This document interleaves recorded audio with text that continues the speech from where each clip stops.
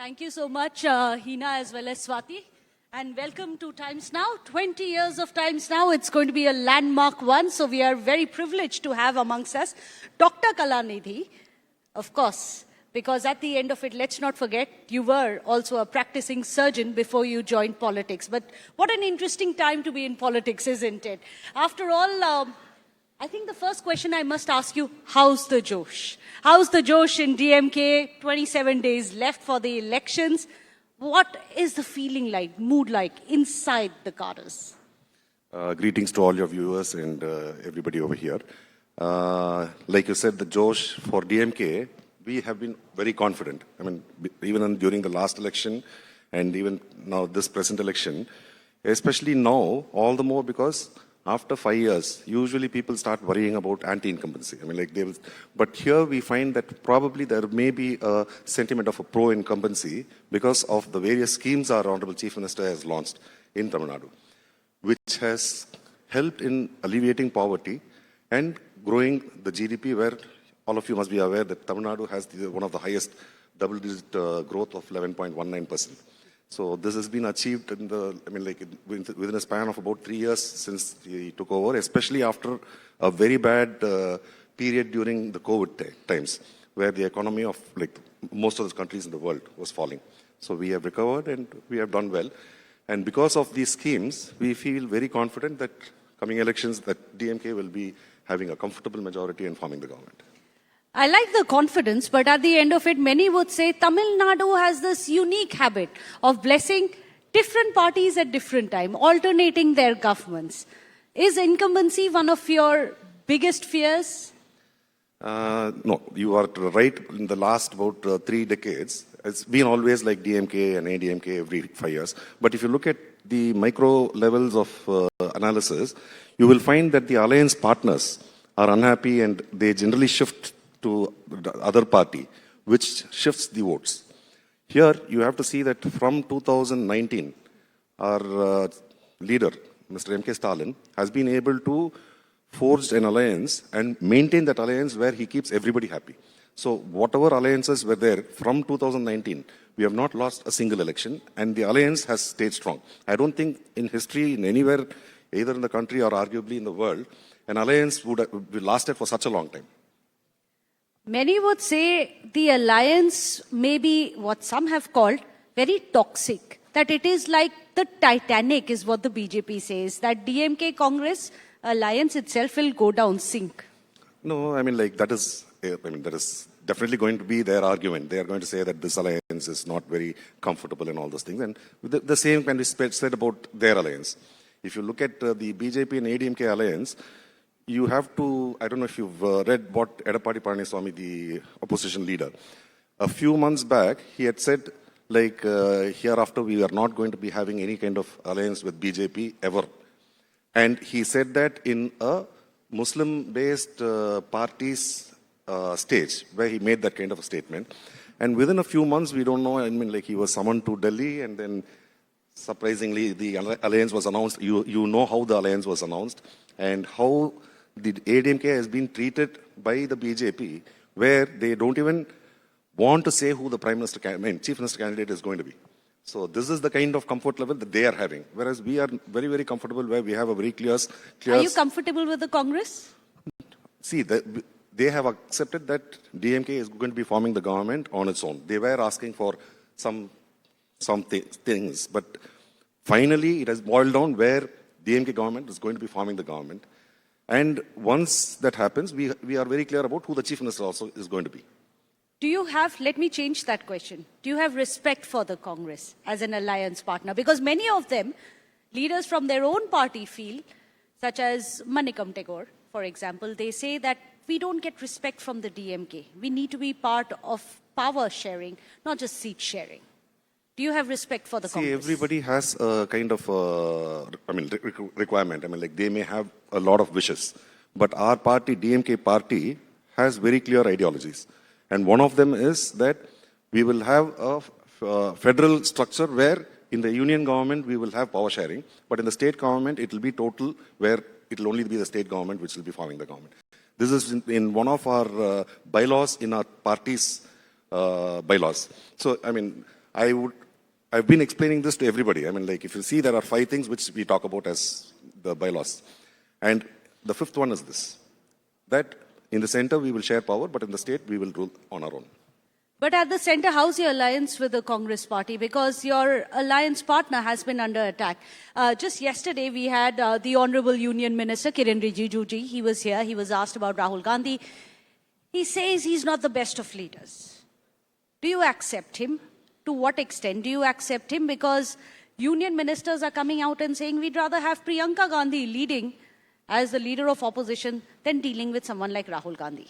See, any opposition party, I mean, like, when I'm saying opposition, I'm talking about opposing the Congress.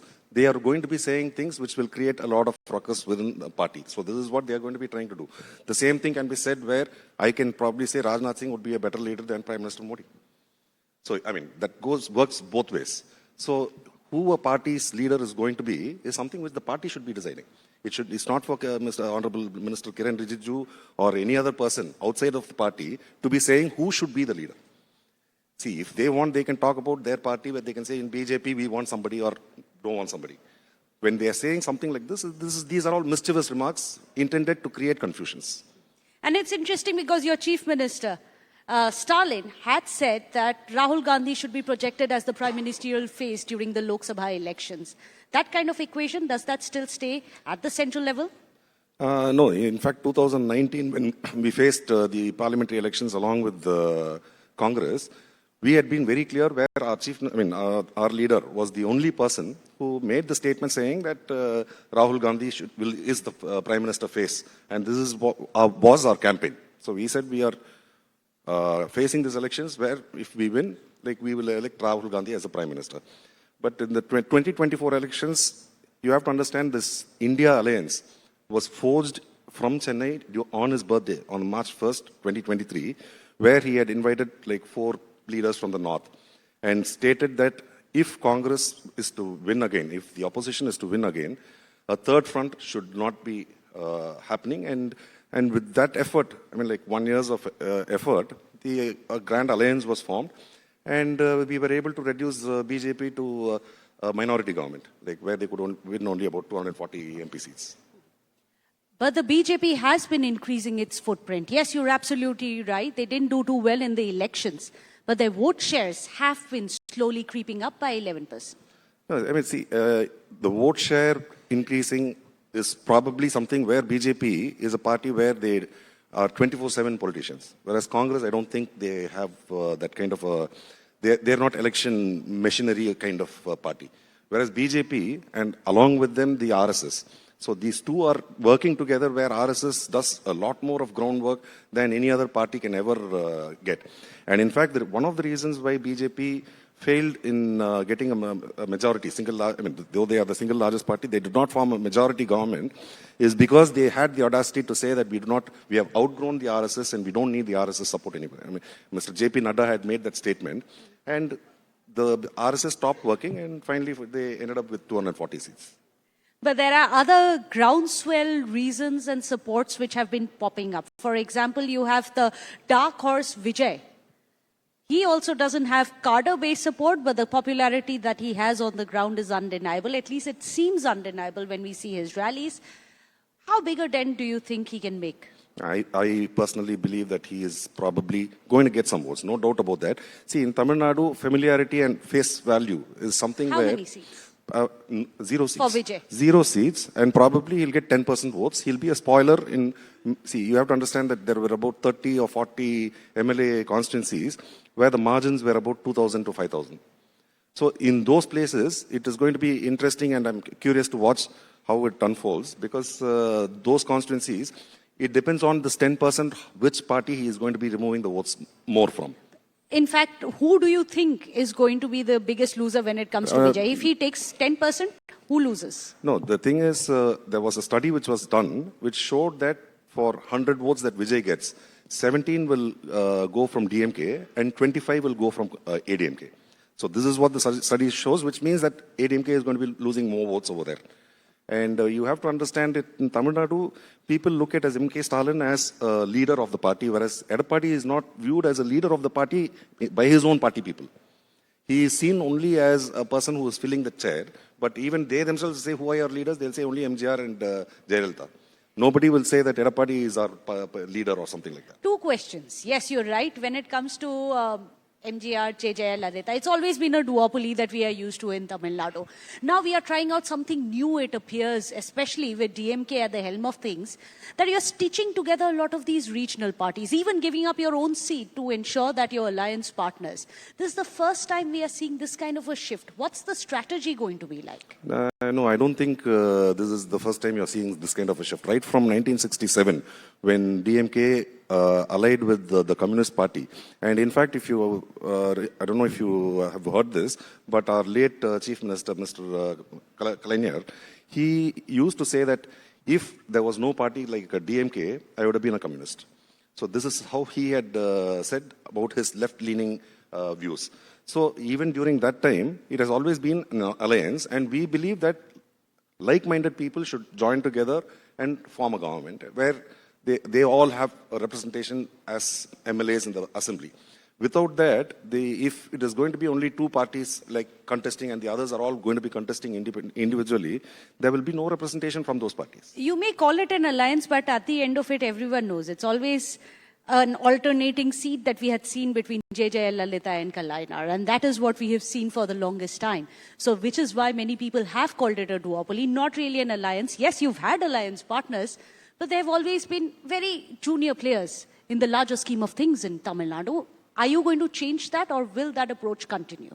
No, see, if you have to understand that if you look at the alliance which we have formed, it is a left-leaning parties all have joined together. Even the latest inclusion, the recent inclusion of DMDK. DMDK. The DMDK also, I mean, like, see, the terminology itself is self-explanatory. Desiya Mutpokku Dravidar Kazhagam. So we have somebody who's talking about Dravidianism. The core of Dravidianism is about equality and like fraternity and friendship. And that will continue in the alliance partners, despite the fact that you have your own alliance partners like the VCK not very happy with the fact that DMDK has been given priority when it comes to getting seats. But they are still with us. So even if, see, they will stay with you? No, whenever you have an alliance and whenever there is a seat sharing, there are bound to be a little bit of heartburns here and there. But eventually, in the grander scheme of things, the victory of this alliance is what is going to be of foremost importance. In fact, Vidudalai Chirutaigal Katchi, though they are technically representing the Dalits, they have now taken 2 general seats and they are going to be fielding candidates from other communities also. And especially from an Islam person and another person. So I feel that VCK, even if they have some heartburns, that come election, they will be working to ensure there is a huge victory, which is anyway going to be happening. Okay. When it comes to Edappadi Palanisami's led NDA, you've written them off completely. But EPS has said that it's going to be doso par for them, over 200 seats. No, everybody says that. I mean, like when elections happen, everybody gives these kind of fancy numbers. In fact, even during the MP elections, our Honorable Prime Minister had made a statement, there's some 400 seats. 400 par or whatever. So 400 seats was his target and they were struggling to even come to 250. Maximalist position by EPS in that case. What do you think is a more realistic assessment? I mean, like, we never write off ADMK. You were saying that we have written off ADMK. We never write off ADMK. And unlike the BJP, where they say that they want a Congress Mukt Bharat, we believe that we should have a strong opposition in the state so that, like, when the government is functioning, we need somebody to criticize us and to say constructive criticism so that the government can function better. So we don't believe that we want to eliminate ADMK from politics or any of those things. So we believe that ADMK should be there, but the number of MLA seats, what they are going to be getting, probably will be lesser than what they got last time, which was about 65. So even less than that? We are confident that it will be lesser than that because, like I said, the schemes which our Honorable Chief Minister has brought, I can list it out, but it will be a very time-consuming affair. So, tell me, what do you think is going to be the biggest vote catcher, if it could be, something that appeals to the people when it comes to your scheme? The top 2 schemes, which are going to really help your party in the polls. I will make it 3.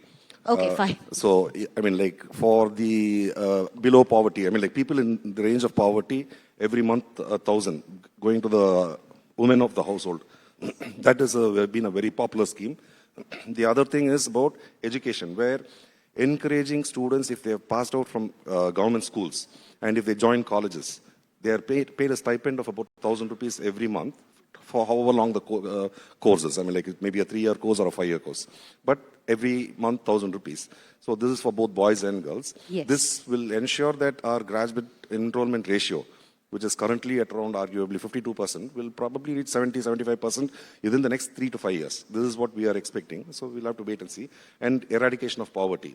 I mean, like already, if you look at states in north like UP, Bihar, their poverty rates are very, very alarming. I mean, like it'll be 20-25%. And even in Gujarat, Prime Minister Modi's state of Gujarat, it's about 10% in double digits. Whereas if you look at the south states, it's all much less. And because of this 1,000 rupee scheme, that number would probably go down to 0.5 or lesser. I mean, like, or probably even 0. I don't know. We'll have to wait and watch. Oh, we And hope the other that one, it's going to be a big and success. the third scheme which I was talking about was about breakfast scheme. So you know that we have a midday meal scheme already, which was started in Tamil Nadu, and then now it is followed pan-India. I'm sure that next this scheme will be followed pan-India, and Tamil Nadu has been a trendsetter in a lot of these programs and schemes. So I'm sure that this also will be emulated in all other states. Well, that's an interesting point that you've raised. In fact, let me take off from what you had said. The Dravidian model. Many people say, does it mean that you are against India? Is it against the One India model? Or would you say Dravidian model is a template which the rest of India can also follow? How do you see and what do you make of the Dravidian model in the India context? No, the Dravidian model, in simple terms, it's about considering each and every human being as equal. We do not want to segregate and differentiate people based on religion or caste or community or whatever. We say that opportunities should be available equally for everybody. This is the basic thing. And for promotion of humanity, we would want to do it in a way where, without violence, to achieve eradication of poverty, which is the process in which Tamil Nadu is now, right now. So when we talk about Dravidian model, we are not against anybody else. In fact, our founder leader, Peraraniar Anna, in Parliament, in Rajya Sabha, he had made the statement saying, when we talk about Dravidianism, it is not that we are against any particular state like Gujarat or Maharashtra or anything, but we are saying that we have certain ideas which are unique and which will benefit the whole country. So we want to implement those things, and probably you can also take it from us. So we are not saying that we are against the rest of the country or whatever. See, having said everything, though Bihar is economically one of the poorest states, there are a lot of products from Bihar which are essential for the whole country, and Tamil Nadu included. So mines, all those things which are happening. So there is no single state which can be left alone. And in spite of having such a large population and resources, we still are dependent on so many other countries also for our sustenance. Like we import so many materials from other countries. So our Honorable Prime Minister talks about Atmanirbhar Bharat. I don't think that any country can be Atmanirbhar. You will always be dependent on some other country for something else. And that is how it has been for several millennia. And I don't think it can change even in the future. But we can bring down the dependency by increasing the production back home. However, since we are talking about the North versus South, I'm not talking about a divide because you said that the Dravidian model is not just for Tamil Nadu, it's for the whole world. Also, everyone in the entire world, not just India, can actually emulate if you say that this is just a model to eradicate poverty. But what about delineation? Because that seems to be one of the biggest Delimitation. Delimitation. Okay, yeah. Because the JAC, the Joint Action Committee's first meeting has happened. And when it comes to delimitation, your party as well as some of the other southern parties are saying that there should be a freeze of the last 24 years. You have the Union Home Minister, Amit Shah ji, who's come out and said, don't worry, I give you my assurance that pro rata, no seats, Lok Sabha seats of the southern states are going to reduce. Why do you still call it the sword of Damocles? Okay. The number of members of parliament currently is 543 who have to be elected. And if you are saying that you want to increase the number of members of parliament, what is the reason for having such a requirement? Because if you look at the member of parliament, I probably will have about 14 lakh voters. And there is no way that I will be able to interact with each and every one of them. That is why our political system has its own limitations where you have somebody called as a member of legislative assembly. The job of a member of parliament is only to legislate laws and then probably elect the prime minister and elect the president. These are the functions of a member of parliament. It is not that we are going to be going into the constituency and looking at the drainage issues or whatever. So you have members of legislative assembly, and another layer is the councillors, I mean like the local bodies. The local bodies are technically the people who are going to be addressing the people's issues, their day-to-day issues. The remaining two, assembly and parliament, we are only going to be legislating laws where we have to ensure that certain laws are not infringing on any particular state's rights or whether it is good for the country as a whole. Like, for example, the farm laws. We have believed that the farm laws were detrimental, which was going to be killing the farmers. And the government said, no, this is a great law. So if they had really believed that it was a great law, and agriculture being a state subject, they could have implemented it in their states like Bihar, Uttar Pradesh, where they are in power. And if they had shown that agriculture is booming because of introduction of these laws, states like Tamil Nadu will definitely follow it and say that, okay, we also will follow this. But you want to say that I will bring it as by force where you all have to follow this throughout the country, I think was unfair. But when it comes to delimitation, the genesis of that idea was that it should be one man, one vote, one value. They feel that in Uttar Pradesh, for example, one member of parliament represents somewhere around 2.7 million. If you look at one of the southern states, one member of parliament is representing around 1.7 or 8 million people. Okay.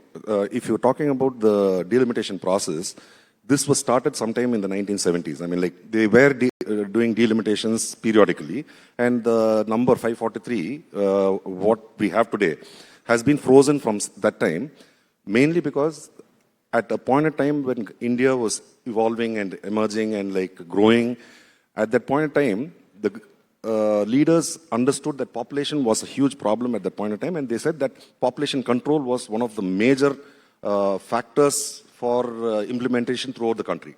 Now, see, if you see the southern states, before 1971, the population of UP and Tamil Nadu, and current population, if you take the comparison, population growth of Uttar Pradesh and Bihar has grown much more. Whereas Tamil Nadu, we have implemented this family planning adequately well. So you are going to say that we are going to be penalizing a state for effectively implementing, population control and reward those who have failed. Is that what is going to be happening? And they are also saying that pro rata. Okay, right now the southern states. Pro rata, yes. The southern Union states. Home Minister has said that it's going to be on pro rata basis. The southern states today, out of 543, only 130 are the southern states. If you're talking about these 5 states and the Union Territory. So in this situation, you're talking about, say, about 410 MPs are from the northern states, where if they are out of that 430, if they're able to get 300 MPs, any particular party, I'm not saying BJP, any particular party, they don't even have to take South India into consideration. They can pass all laws, everything favorable for the other people, where the rest of the southern states will be left behind. So, we are saying there is no need, and twice it has been put off. Once by Indira Gandhi, where it was decided that 25 years will be left alone, and then again by Vajpayee till 2026. In fact, this present government did not conduct the census in 2021. They said that was due to COVID situation. No, COVID situation was over by 2023. You could have conducted the census in 24, 25, but why did they delay? Because the delimitation, the act had said that after 2026, a census to be conducted, and based on that, the delimitation process should be initiated. If you look at the statistics, if the census had been done, next census would have been only in 2031. So they wanted to ensure that this delimitation process should be implemented before 2029. So this is their intention, and they are trying to do that. But the southern states are very, very skeptical about this delimitation process in spite of the Honorable Home Minister's reassurance. And we feel that invariably the south states will definitely suffer because of this. Okay, invariably you say in case it does not freeze for the 25 years back as the JAC has demanded. It appears that you're against delimitation, a lot of other central schemes as well. Is there any central scheme that you do back which you think is the right one for you? Central scheme. Yes. I don't think there Because has been DMK any... has a lot to offer when it comes to its own state. No, What see, about any central scheme? No, okay, I will tell you about central schemes. Like this government says that we are giving a house for everybody. But do you know the cost of a house and what percentage Awas Yojana, do you know what is the amount which is being provided by the central government? It is around 1.5 lakhs. The state government pays about anything between 6.5 lakhs to 10 lakhs. So if you see this scheme, the implementation happens in most of the southern states where they utilize the allocation of the central government and utilize their own funds, and they build houses for the poor and the needy. Whereas in the north states, most of the funds are unutilized and sent back again. So when you say that the central government is giving a scheme, invariably the state government, and now the Manrega also, they have not only killed the name, Mahatma Gandhi's name on paper. I mean, like from Manrega, they have made it VBG Ramji or something. PBG Ram. Whatever. Yes. So, and earlier, what the state government's share was only about 10%. Now they have said that it will be increased to 40%. See, as it is with GST, we have problems with the funds from the central government being given to the state governments. We have problems with that. We say that for every 100 rupees that we give, we are getting back only 29 or 26 rupees back. So, whereas Bihar and other places where they give 100 rupees, they are rewarded with 200 rupees or 300 rupees or 500 rupees or more. Bihar, UP and all those things. So, despite all these things, we want to ensure that we grow economically, and we are very well aware that we have to support. So you are saying that whatever the central government is doing, the state government at Tamil Nadu, led by DMK, is doing it better. Definitely. I mean, these statistics are not from our state government study. I mean, like the Niti Aayog gives all the statistics. Niti Aayog says that Tamil Nadu does better in most of the indicators. The Tamil Nadu government has done very well. That is something which is the union government. Well, you have critical polls around the corner. You're going to be beating, hopefully, an anti-incumbency wave. Well, hopefully, the work on the ground. What I really liked about this session is what it highlighted was the fact that it is not about the Dravidian model, and I think the biggest takeaway would be you said that the Dravidian model is not an anti-India model, anti-one India model. It is about elevating from poverty. It is about women upliftment and also about education. And I think highlighting those points are important. So best of luck, Dr. Kalanidhi, for your polls which are coming up. And thank you so much for coming here for the Times Now Summit. Pleasure was mine. Thank you very much. Thank you so much.